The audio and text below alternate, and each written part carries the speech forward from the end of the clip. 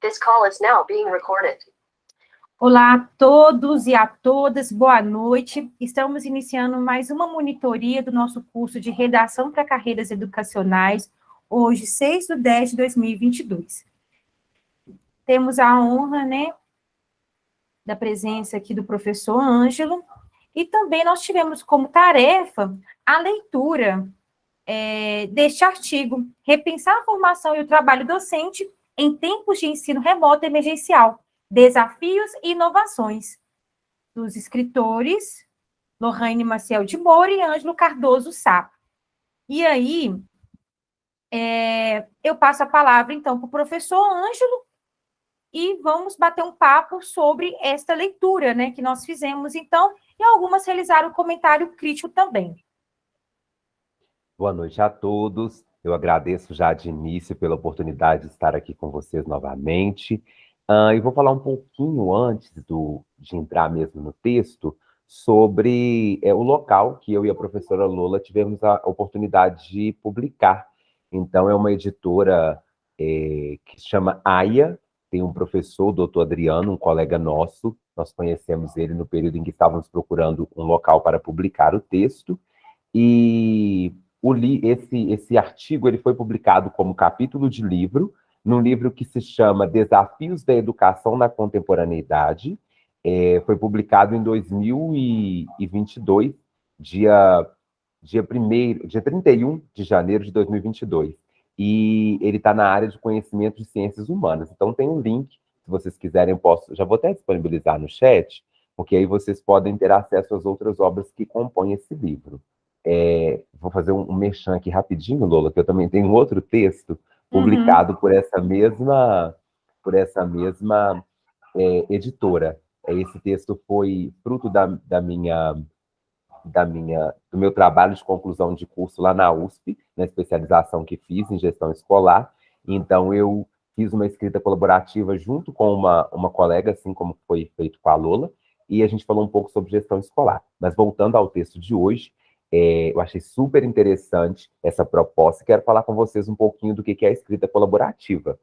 Eu e a Lola, a gente vem, desde o período da graduação, a gente vem fazendo essa formação juntos e a gente tem conversado muito, nós vamos nos formando, eu costumo dizer isso.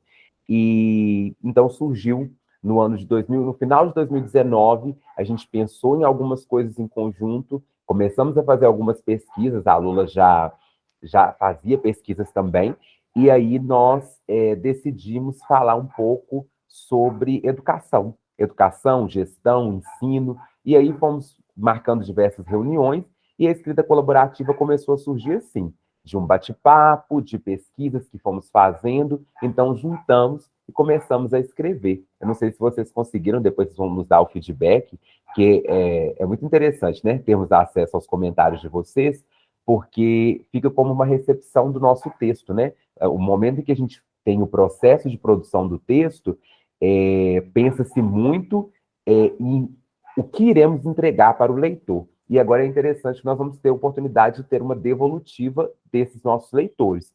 E nesse texto eu pensei um pouco muito sobre isso. Naquela primeira aula deste curso, falamos sobre a leitura com objetivo. E hoje, à tarde, em uma reunião com a professora Lola, eu estava falando com ela sobre a escrita com propósito. Então, temos a leitura com objetivo e a escrita com propósito. O que a gente vai conseguir perceber nas entradas que eu vou fazer neste texto hoje? O propósito nosso com a escrita. Então, logo no início, eu já marquei algumas palavras. Eu quase marquei o título todo. Repensar é uma palavra significativa, que significa pensar novamente.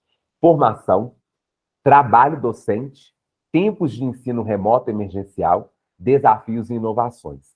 Então, quase que eu tirei só os acessórios aí, mas peguei quase todas as palavras. Então, repensar é um termo muito caro a nós, porque repensar significa que eu tive que fazer todo um processo de raciocínio e eu preciso fazê-lo novamente. Então, alguma coisa durante essa jornada, durante essa trajetória, precisou ser pensada novamente. Quando se fala de formação, a gente pensa na formação inicial, a gente pensando no nível superior, nós vamos falar da graduação, tanto a nível de licenciatura quanto a nível de bacharelado. Mas também a gente pode pensar uma formação antes, essa formação da educação básica, né? Que vai da educação infantil até o ensino médio, ao ensino médio. E quando se fala do trabalho docente, a gente pensa, isso já fica muito claro a mim, a professora Lola também, que o trabalho docente ele é aquele que é extra muros da escola, né? O trabalho docente não para. Não sei vocês, mas nós, assim, a gente tem aqueles insights.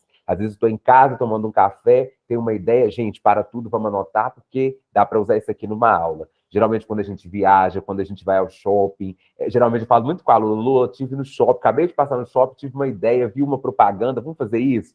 E é bom que tenham amigos, viu, gente? É bom ter amigos, porque quando a gente tem amigos e tenham amigos que comprem a ideia de vocês. A professora Lola é assim, eu compro a ideia dela, ela compra a minha ideia e a gente vai construindo. Então, o trabalho docente, como eu disse, ele vai perpassando, né, esse caminho, que é tanto na escola quanto fora da escola. E quando a gente pensa em tempos de ensino remoto emergencial, isso é uma modalidade nova, né? Nós pensamos assim, então, como que a gente forma tanto o aluno o estudante de ensino médio, a gente pensar também da educação básica toda, aquele docente que já estava acostumado a trabalhar o dia todo, aquele professor em formação, né, que já estava acostumado a trabalhar o dia todo e ir para a faculdade à noite, ou ao contrário, né, ia para a faculdade de manhã e depois trabalhava, tudo mudou, né? E trabalhar somente nessa plataforma remota foi uma coisa assim muito inovadora e que ela ficou bem parecida com a educação à distância, mas vocês, pela leitura do texto, vão compreender que não tem muito a ver com a educação à distância, porque tratou-se de uma modalidade nova. E quando falamos dos desafios das inovações, focamos tanto naqueles que recebem esse aprendizado, os estudantes, quanto naqueles que vão lecionar, né? O professor pensar posicionamento de câmera, gravação de aula, gravação de vídeo, não deixar nenhum ruído passar, né? Como que eu vou fazer um roteiro para poder conseguir fazer com que a aula dure o tempo todo? Será mesmo que os meus interlocutores estão participando? Será que os meninos ficam todos com a câmera aberta lá, mas eles realmente estão prestando atenção ou estão mexendo lá no celular? Ou às vezes eles desligam a câmera e falam que é por causa da conexão. Então o professor tinha essas indagações, né? E aí, passando mais um pouco, vou falar um pouco. Ângelo, Oi. só um momento, eu posso tirar aqui e você apresentar a sua tela, qualquer coisa? Pode, que meu texto está todo marcado, pode ser? Uhum. Beleza.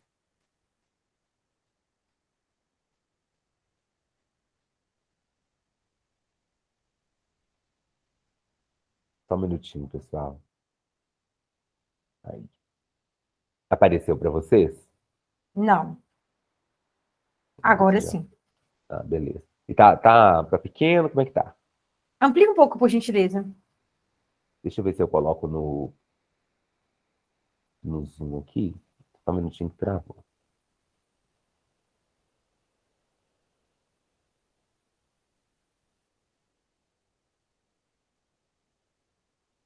Me dê o feedback que ficou melhor. Tá bom.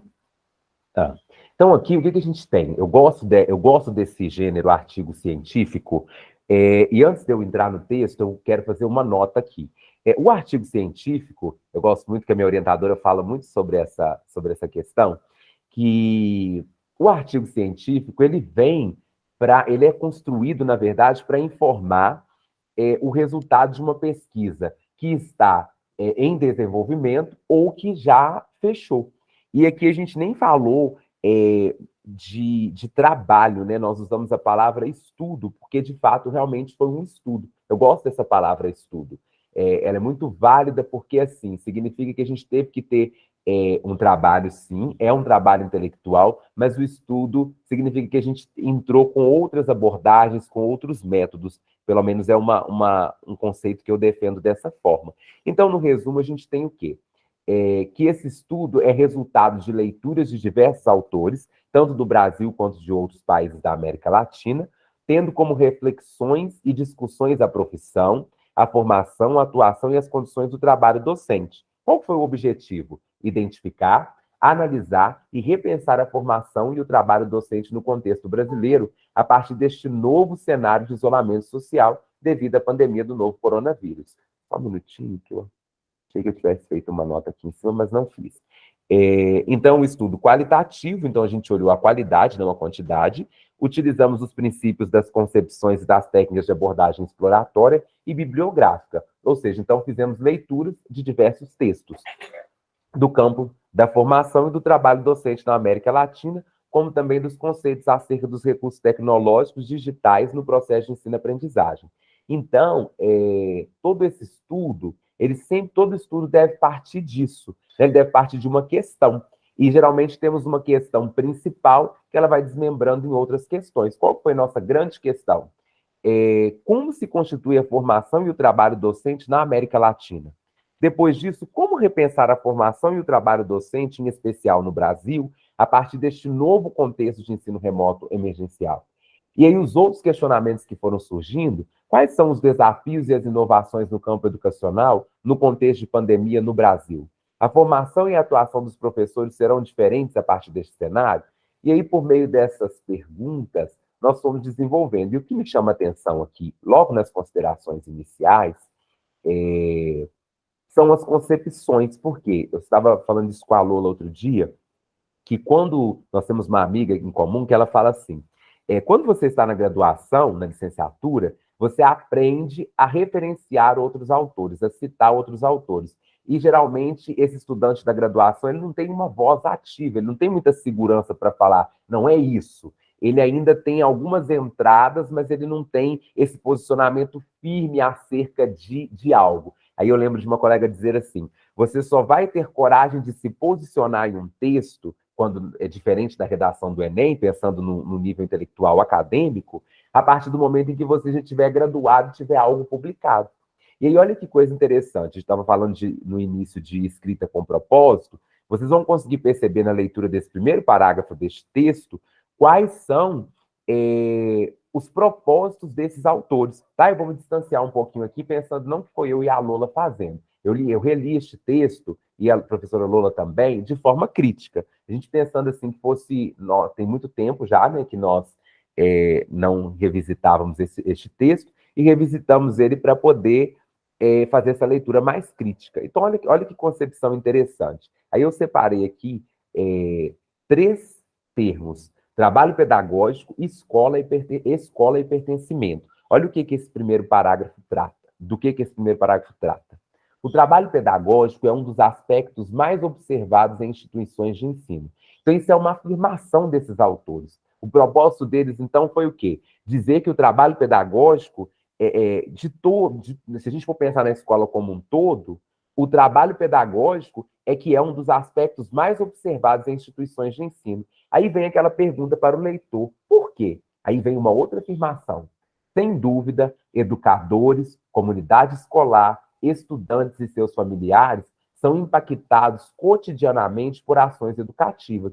Isso aí, quando se usa esse conectivo ali no início, sem dúvida, essa afirmação, ela precisa ser válida. Então, realmente, sem dúvida, isso não é uma mentira, né? De fato, acontece isso. Os educadores, a comunidade escolar, os estudantes, os familiares, eles são impactados cotidianamente por ações educativas. E aí eles continuam, de fato, os planejamentos, os roteiros de estudo, os trabalhos de campo, as festividades, as jornadas educacionais, os eventos científicos, entre tantas outras atividades, conferem importância às ações desenvolvidas na escola. Além disso, o ambiente escolar impulsiona o convívio social, fomenta os vínculos entre as pessoas e gera pertencimento. Então, por que é essa premissa? A gente fala assim um pouco, como que está o estado da arte? Quando você vai começar a escrever sobre um tema, a gente precisa ver o que outros autores já falaram por aí. Só que nessa introdução, a gente já consegue pensar o que esses autores,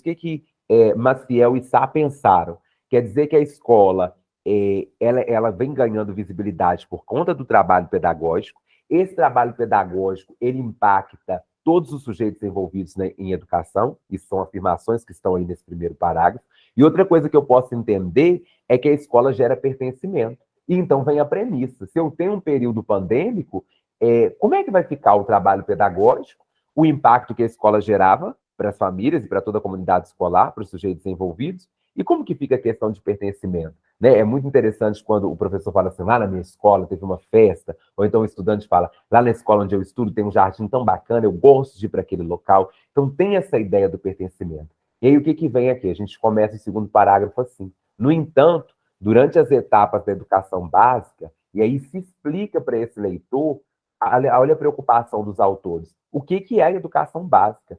Então, a educação básica é educação infantil, ensino fundamental e ensino médio. O ato de frequentar e participar das aulas ganha novas perspectivas, fomenta reflexões e, por fim, passa a ser ressignificado. Isso porque grande parte dos educandos busca continuar os estudos na educação superior. Há também alguns que, por diversos motivos, desestruturação familiar, questões de renda, envolvimento com práticas de violência, vícios e etc., abandonam a escola. Então, aqui a gente dá aquela pincelada na ideia da evasão escolar. E aí vou trazer para vocês um dado interessante, porque eu falei no início que o artigo ele é sempre feito a partir de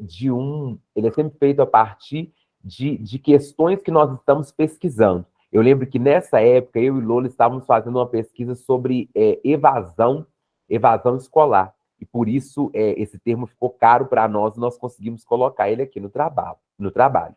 Por consequência, inúmeros são os desafios impostos aos profissionais da educação, especialmente em contextos públicos, como a precarização do trabalho, os baixos investimentos, a alta demanda de serviços, a ausência de tempo para o ingresso em cursos de formação continuada e a pouca preparação para lidar com as questões de indisciplina nas salas de aula. Eu vou ler só mais um e depois eu vou fazer um comentário para não tomar muito tempo, que vocês já fizeram a leitura do texto. Cita-se também o alinhamento ao novo modelo estrutural e curricular para o ensino médio. Então, já muitos educadores já tinham tecido diversos comentários sobre essa ideia do novo ensino médio. E um impasse muito grande foi que o quê? Logo no ano de implantação da Base Nacional Comum Curricular, o pessoal pensou assim, não, agora que a gente já entendeu como é que é a competência, como é que a gente trabalha com as habilidades e as competências, na hora de implantar isso, a gente teve esse impasse da pandemia. Então, cita-se também o alinhamento ao novo modelo estrutural e curricular para o ensino médio, o qual deve acontecer até o ano de 2022, tendo como ponto de partida as orientações previstas na documentação atual, Base Nacional Comum Curricular. Então, tá vendo como que a gente traz um argumento, a gente vai trazendo para os nossos argumentos fatos e documentações. Então, citar a BNCC aí foi muito bom, lembrar do novo ensino médio também, que a gente precisa situar o leitor no tempo. Entretanto, além das demandas existentes para mudar durante, no processo e após a readequação de propostas, projetos e planejamentos pedagógicos, os gestores necessitam lidar com a seguinte questão: oportunizar ensino de qualidade por meio de um plano de atuação remoto, híbrido e emergencial, na tentativa de amenizar o contexto de enfrentamento aos casos de contágio e de propagação de coronavírus. Com efeito, este estudo é resultado de diversas discussões, reflexões e leituras de autores que pesquisam acerca da formação e da profissão docente na América Latina. Então, nós vamos trazendo aí nesse texto, como vocês puderam observar ao longo da leitura, as concepções dos autores em relação à formação inicial, em relação à formação continuada, como que isso acontece, e tem um outro dado interessantíssimo aí, que quem pôde assistir a defesa da professora Lohane, na dissertação, a gente vê, olha como que os textos, a pesquisa é cumulativa. A Lola trabalhou um tópico na pesquisa dela, que ela revelou que as mulheres predominam na área educacional. Só que, olha que interessante, ela defendeu este ano. Lá quando esse artigo foi escrito, a Lohane já desenvolvia pesquisas sobre isso. Então, ela traz um tópico ali também provando como as mulheres têm essa atuação de frente na área educacional. E, assim, é aquela coisa que, como eu disse no início, a gente precisa sempre fazer muita leitura, e agora eu falo com a Lohane, 10 páginas, 12 páginas ainda é muito pouco. A gente precisa ler mais, né? Essa semana eu escutei da minha orientadora, Vera Lopes, a professora disse assim, gente, um artigo é muito bom, porém o artigo ele não te dá a obra toda, né? E neste nosso artigo, a Lohane cita, tem um trecho lá que ela citou um autor que eu conheci depois, eu não lembro mais agora se eu não lembro mais o sobrenome do autor, mas ela falou da obra, ela citou uma obra que está em espanhol. Então, com certeza, a gente precisa ter acesso a essa obra toda para quê? Para que a gente consiga fazer esse deslocamento. Ângelo, por que é tão importante referenciar, colocar a lista de referências no final do artigo científico? Para que os nossos leitores tenham acesso à obra, para poder falar, não, eu li, mas eu interpretei Maciel dessa forma, eu acredito que poderia ter sido de outro jeito. Então, é muito interessante a gente ter esse acesso, não só ao artigo, mas se puder ler o livro todo, ler um capítulo mais robusto, né? A gente precisa estar sempre nessa constante apropriação do saber. Por quê? O que a leitura vai nos oportunizar? Por exemplo, quando eu leio Lutar com Palavras, me corrija, Lohane, se eu estiver errado, acho que é Irandé Antunes. Não é isso? Acho que é Irandé Antunes, Lutar com Creio que Palavras. sim. Uhum. Isso. Nós lemos no curso de letras esse livro todo. E aí é muito interessante porque é diferente de eu ler um trecho só, uma citação só, deslocada do todo. Essa citação deslocada do todo, ela é muito boa quando eu já me apropriei daqueles conceitos. Então a gente fala muito no curso de letras um aspecto que é interessante para nós, esse termo, que é internalizar. Como é que eu faço uma coisa ficar internalizada em mim? Igual a questão, estávamos debatendo hoje à tarde, letramento. Vou trabalhar com letramento literário na minha dissertação. Mas a gente trabalha muito, eu e Lohane, com letramento mesmo linguístico, né? E a gente pensa assim, ou letramento em leitura, o letramento é um contínuo. Então, o que a gente pode, de onde a gente pode partir? Muitas pessoas falam assim, eu ainda não tenho uma profundidade em tal assunto, eu entro um pouco raso ainda, mas o que a gente precisa partir na nossa cabeça? Né? Nós precisamos ter isso muito em mente. Já fomos alfabetizados. Então, a partir do momento em que eu fui alfabetizado, a minha leitura, a minha escrita, ela já não é mais a decodificação. Alguns chamam de descodificar. Não é só identificar o código ali. A partir do momento em que eu já fui alfabetizado, eu começo a entrar num processo contínuo de letramento. E o que é esse letramento? É esse contato que a gente vai tendo dia a dia com os gêneros textuais, com os suportes. E olha que interessante. Por que a gente não pode parar a leitura? Eu estava falando com a Lohane hoje a gente estava conversando sobre a redação do Enem. Quando eu fiz o Enem em 2012, ainda trabalhávamos com 3 argumentos. Hoje, a maioria dos professores afirma para o candidato trabalhar com 2, porque dentro de 30 linhas a gente não consegue trabalhar com os 3 argumentos. Por quê? Porque se mudou até o final dessa conclusão do texto. Antigamente, na introdução, pelo menos na época que eu aprendi, hoje é diferente a introdução. Hoje a gente trabalha com uma tese na introdução. Antes eu trabalhava só, a introdução era só falar um pouquinho do tema ali, deixar bem claro os 3 argumentos e depois fazia uma conclusão também tranquila. Não tinha nada de um agente, de um modo meio, de como que vai ser resolvido o problema, não tinha nada disso. E pouco se preocupava com os direitos humanos. Então, tá vendo? A sociedade, ela está em... Verdade, viu? Não é? Pouco se preocupava com os direitos humanos. Não se falava muito isso. O direito da mulher. Então, como as coisas foram explodindo ao longo dos tempos, a gente começou a ter essa virada de chave. E o próprio texto do Enem, alguns autores vão dizer que já é um gênero muito fixo, uma receita de bolo. Eu acredito que todo gênero, né, eu vou dizer isso aqui, vou arriscar dizer, todo gênero tem uma forma fixa, sim.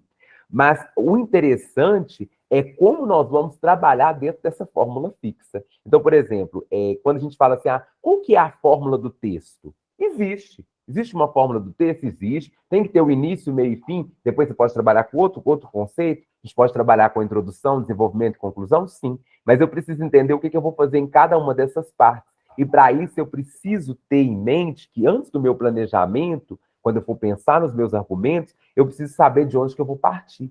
Lá nos primeiros cursos, o que a gente falava? A gente vai partir de um artigo, começa com O, começa com A. Hoje a gente já pensa o quê? Numa outra evolução. Eu vou partir de uma bagagem cultural. E aí olha o exemplo, que exemplo interessante.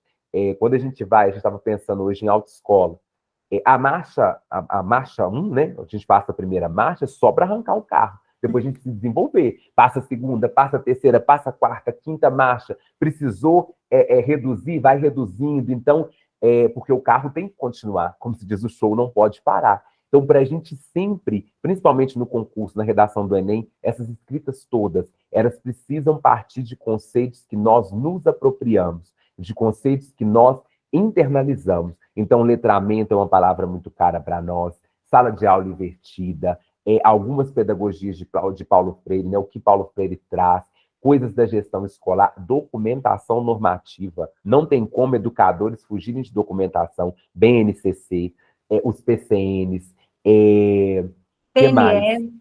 PNE, leis são interessantíssimas, porque os concursos eles vêm colocando isso o tempo todo. E é interessante também, isso é básico. Geralmente, quando a gente está fazendo um concurso, as questões fechadas, elas já trazem uma certa bagagem. Então, aquele leitor em profundidade, ele já saca, eu vou pegar o exemplo da página 20 da prova, porque, olha ali, a lei já está toda lá para mim. Super tranquilo, está dado. Então, a gente tem que ter essa dinâmica com o texto, né? E para eu saber o que fica bom aqui, o que fica bom ali, a gente tem que pensar muito. Por exemplo, eu posso falar de leitura. Deixa eu pensar um termo mais complicado, né? Eu posso falar de. Vamos pensar nisso mesmo. Eu posso falar de leitura literária se o meu estudante ainda. Se eu não falei de alfabetização, né? Aí, a não ser que eu estiver num contexto pensando só em leitura de imagens, né? Tá vendo como é que a gente tem que pensar muito a gente tem que pensar muito nessa regra, nessa norma, do que vem primeiro, do que vem depois, com o que eu vou trabalhar, né? Porque para o texto ficar mais organizado. Lola, tenho mais tempo ainda? Outro tópico que nós trouxemos aqui. O próximo capítulo. Novas tecnologias, desafios e inovações na formação e na atuação docente. Ô, professor Ângelo, este tema, ele é interessante porque ele vai dialogar com a nossa proposta, né? Então, eu gostaria que você falasse um pouco, porque a temática que as meninas escreverão e deverá entregar no dia 20/10 relaciona-se a esse capítulo. Beleza, eu vou pegar essa parte que eu marquei, e olha que interessante. Nós pensamos a primeira aula do modo de leitura sem pensar nesse texto. Olha o que já falávamos lá atrás. Desse modo, questiona-se novamente. Não vou pegar um pouquinho aqui, senão que sai do contexto, né? Um dos grandes desafios para a educação no atual século é a adaptação às novas tecnologias por parte da escola, dos professores e até mesmo dos estudantes, uma vez que estes são sujeitos que estão inseridos em diversos contextos econômicos e sociais. Quanto aos avanços tecnológicos, tais recursos digitais fazem parte da globalização da sociedade, ampliando cada vez mais a difusão da informação, do conhecimento e das relações entre pessoas de diversas nacionalidades de maneira instantânea a partir do mundo virtual. Desse modo, questiona-se novamente como encontrar um profissional, em especial da área da educação, que corresponda aos perfis socialmente estabelecidos pelas exigências deste novo tempo. É importante repensar a formação e a atuação dos professores, ainda mais no momento de ensino remoto emergencial e após a nova retomada nos âmbitos escolares, já que o mundo nunca mais será o mesmo. A educação também precisará mudar. Todavia, faz-se imprescindível compreender que, e aí tem uma citação de Santana, e depois, certamente, muitos educadores reconhecem que o ensino remoto emergencial foi criado com a finalidade de possibilitar a continuidade das aulas, mesmo que à distância. Sabe-se que o ensino, a aprendizagem e as trocas de saberes também ocorrem de maneira virtual, por meio das plataformas digitais. Porém, é importante ressaltar que há perdas neste processo de ensinar, com uma interação interpessoal. Olha que interessante. O texto precisa ter esse diálogo. Vocês se lembram que lá no primeiro capítulo a gente falava do pertencimento, da interação, e aqui tem essa retomada de novo. Então, tem que acontecer dessa forma. Nos corredores da escola ou da universidade, as aulas práticas, a dinâmica das atividades educacionais, entre outras coisas que foram rompidas em momentos de isolamento social. Quanto às inovações acerca da formação e da atuação docente, compreende-se que o novo perfil do professor exige um novo paradigma e uma nova postura no campo educacional. Postura esta crítica, reflexiva e transformadora. E aqui eu chamei a atenção para, isto é, colocar em prática os conceitos aprendidos nos cursos de graduação e licenciatura. Já falava-se muito disso, né? Vamos vamos fazer um PowerPoint, vamos usar o Prezi. Gente, quando o Prezi surgiu na escola, eu lembro que foi muito complicado, porque o Prezi dava essa ideia de realidade virtual aumentada, né? Você clicava assim, aí ele expandia, né? O que o PowerPoint tem algumas coisinhas para fazer graça, mas não é tanto assim.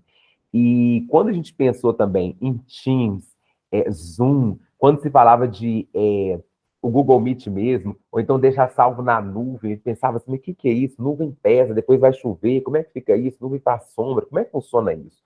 Então, pode editar ao mesmo tempo. Confesso a vocês, eu tenho 27 anos. Quando eu e uma professora, primeira vez que eu usei o Google Editor, nossa, para mim, eu estava entrando no paraíso. Eu vi a professora mexendo de lá da casa dela, eu de cá, e nós dois editando o texto ao mesmo tempo. Gente, isso não é possível. Então, a tecnologia, ela possibilita muita coisa, mas eu não posso mentir. A gente tem um pouco de receio, porque o novo, o diferente, nos causa certo medo, né? E aí, pensando aqui em La Rosa, bom dia, né? A gente precisa estar exposto a essa experiência. Só que isso deixou muitas pessoas com medo. Por quê? Teria que saber manipular bastante o celular, gravar vídeo, gravar áudio, fazer lista de transmissão. E aí, muitos professores não estavam preparados para isso. Muitos professores sentiram aquela ausência do quadro. Eu lembro que, na época, quando eu fui a uma papelaria, a professora falou assim: eu vou levar 2 quadros daquele pequeno, vou pedir para instalar no meu quarto e vou continuar dando aula assim. A câmera vai ficar lá ligada, mas eu vou sentar. Imaginem como se tivesse um quadro aqui atrás. E vou dar aula no quadro da mesma forma. Então, alguns professores eles sentiram essa dificuldade, porque os cursos de licenciatura, a gente pensar nesses cursos, são tantas demandas, porque a gente precisa saber repassar o que é ensinado a nós, né? E a graduação, pelo menos, a gente tem, eu costumo dizer isso, a gente pega os conceitos e você que tem que fazer essa dobra dentro de si, né? Não tem uma receita pronta. Se fala de gramática, se fala de sintaxe, se fala de escrita, se fala de uma estrutura interna e externa, mas a gente tem que virar aquela chave para saber como repassar isso, né? Como mediar esse saber. E aí, quando a gente pensa nessa questão do digital, como que a gente faz isso? Porque o curso geralmente não contempla essa ideia de digital. Eu lembro que quando estávamos saindo da graduação, a UFMG já ia passar por uma reforma no currículo. E aí, uma coisa que me marcou muito foi a última palavra que eu escutei: hipertexto, hiperlink. Né? A professora Dani, ela trouxe um texto para a gente, Daniela Mara Lima, e ela falava sobre essa questão do hipertexto. Quando a gente entra, a gente acessa um texto na internet, esses links vão levando a gente a outros textos.